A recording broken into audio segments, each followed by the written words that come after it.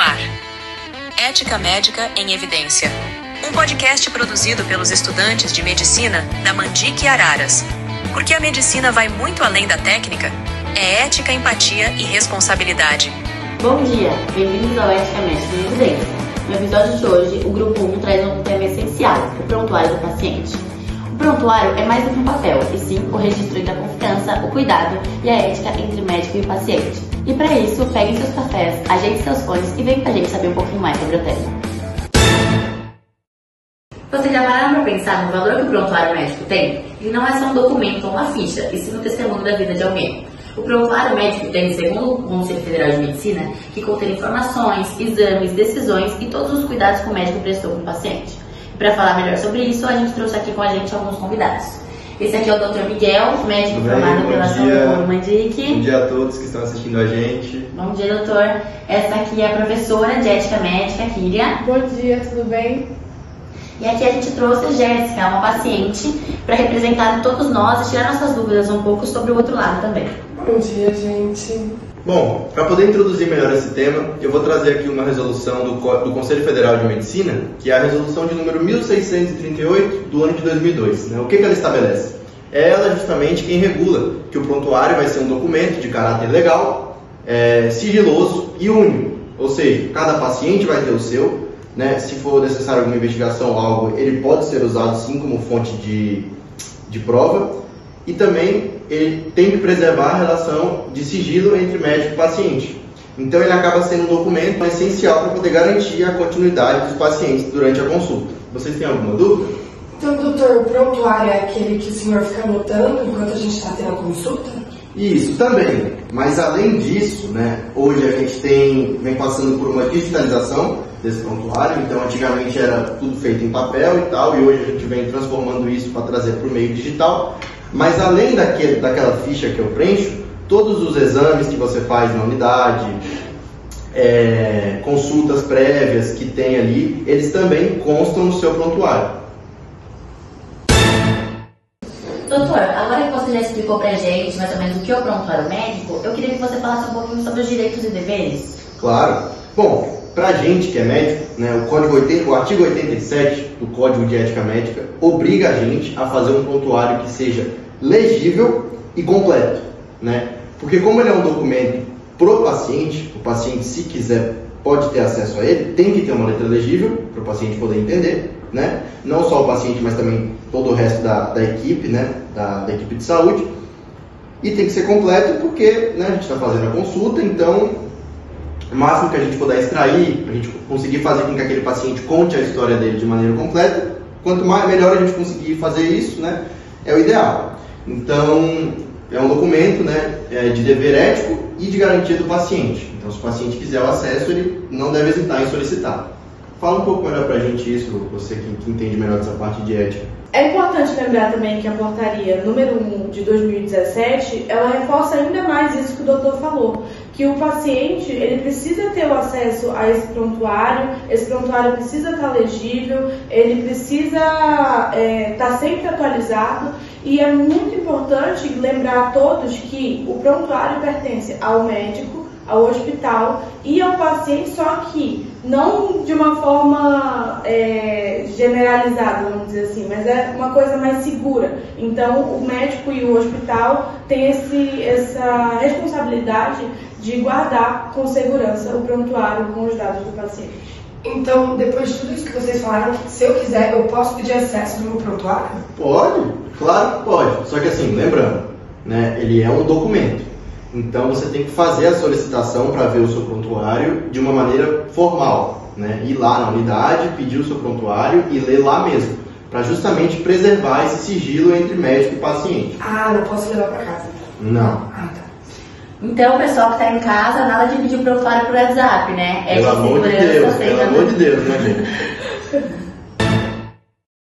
E como o doutor estava falando, a tecnologia está cada vez mais presente na ética médica e cada vez mais tem prontuário eletrônico. Você pode falar sobre os desafios de tanta tecnologia agora? Claro, para poder exemplificar melhor para vocês, deixa eu pegar aqui na minha bolsa que eu trouxe, para mostrar justamente essa diferença entre o prontuário no papel, né, a moda antiga que a gente tem, e também um prontuário tecnológico, assim, né, que é no sistema que a gente põe, né, de maneira digital.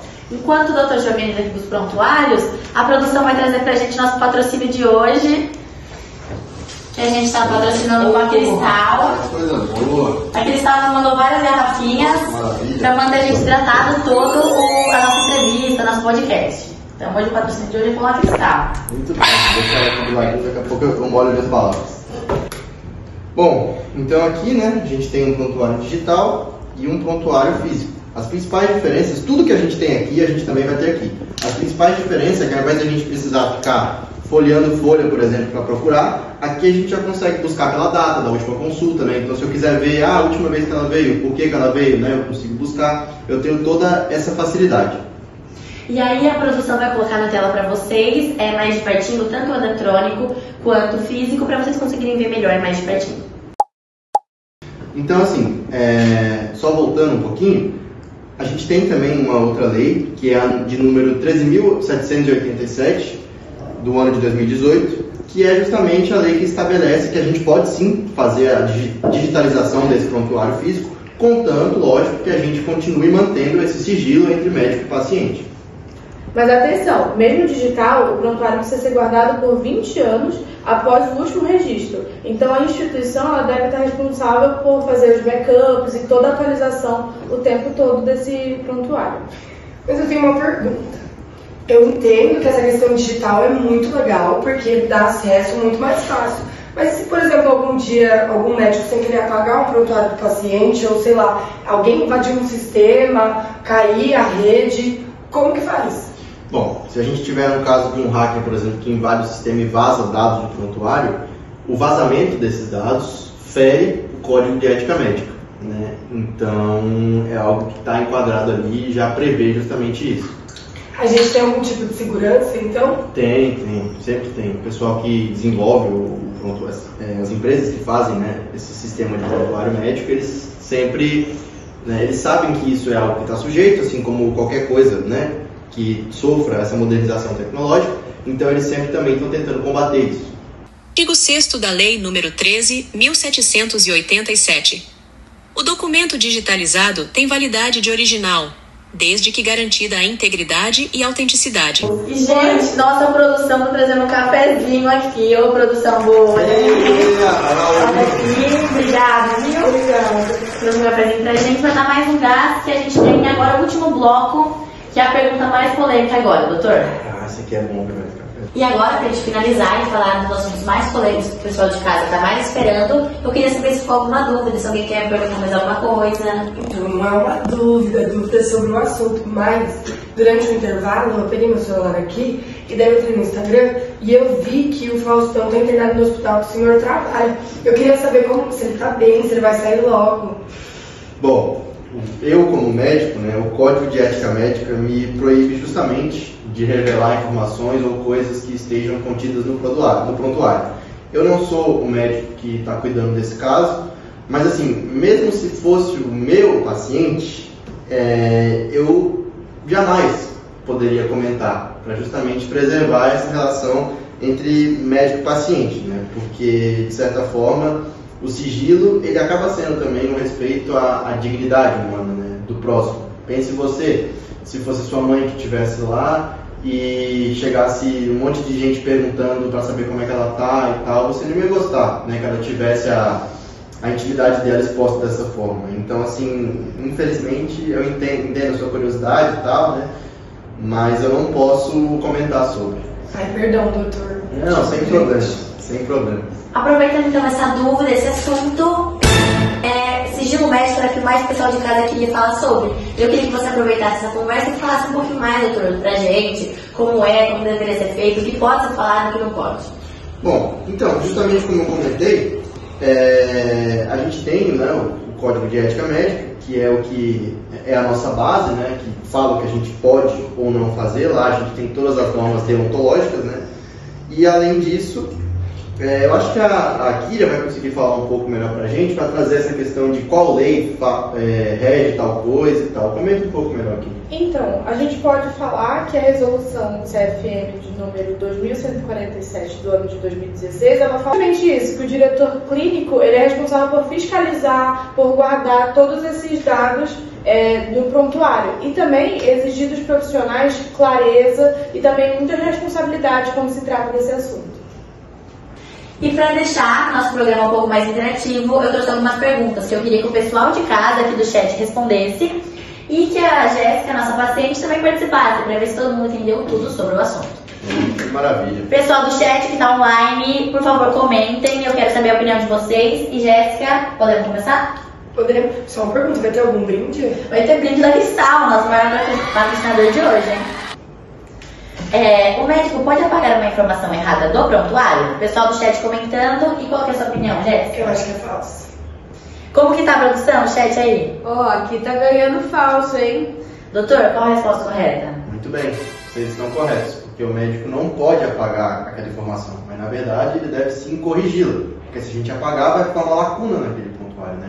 Então se ele acabar digitando alguma coisa errada, ou o paciente dá uma informação errada, né, e depois se corrigir, o médico deve corrigir aquela informação que está equivocada. Ok. Próxima pergunta então. O prontuário pertence ao hospital? Falso. E o pessoal aí de casa? Aqui tá dando verdadeiro. Doutor, qual que é a resposta correta? Bom, então, e aí? O prontuário, como a gente falou, ele pertence ao paciente. Então o paciente tem total direito de poder chegar lá e solicitar para ver o prontuário dele. Porém, para poder preservar esse sigilo, ele fica no hospital. Não pertence. Não pertence ao hospital, exatamente. Ele pertence ao paciente, mas por questão de garantir esse sigilo entre médico e paciente, ele fica no hospital ou na unidade de saúde. Próxima pergunta para a gente finalizar é: pode-se divulgar informações médicas sem autorização? Não, porque o médico não quer falar falso. Exatamente. E o pessoal aí de casa? Falso também. E aí, doutora? Exatamente, não pode, né, gente? Pelo amor de Deus, depois de tudo que a gente conversou aqui, tem que ficar claro que a gente tem que preservar o sigilo entre médico e paciente. Então, nada de ficar divulgando informação dos outros. Hoje vimos que o prontuário, então, é mais do que um documento, e sim um símbolo da ética, da ciência e do respeito à vida. Exatamente, né? Cada prontuário ali é uma espécie de biografia. Então, ele carrega toda a história daquele paciente ao longo dos anos. Então é bom saber que a gente tem esse direito não somente dentro do hospital, mas também na escrita e preservar a história do paciente em prontuário. E é importante lembrar também que cuidar da saúde é cuidar da informação. A ética, a responsabilidade e o sigilo, eles são o tripé para ter essa confiança, para gerar essa confiança entre o médico e o paciente. Então, hoje eu gostaria de agradecer aos nossos convidados que participaram do programa de hoje. Obrigada, Jéssica, que foi nossa paciente. Obrigada eu pelo convite. Obrigada, professora Kíria. Obrigada, doutor Miguel. Eu que agradeço a oportunidade de estar aqui. Que contribuíram para todo o nosso conhecimento do programa de hoje. Obrigada ao pessoal de casa que participou, o pessoal do chat, o pessoal que assistiu. Eu gostaria de agradecer a todos vocês e pedir pro pessoal de casa curtir o vídeo e pedir a sugestão para o próximo programa nos comentários. Now the world don't move to the beat of just one drum. What might be right for you? Bom dia, bem-vindos hoje.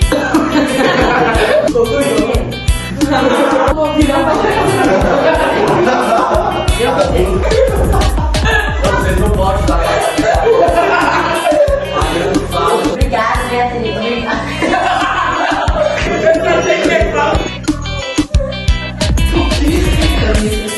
E eu esqueci o resto.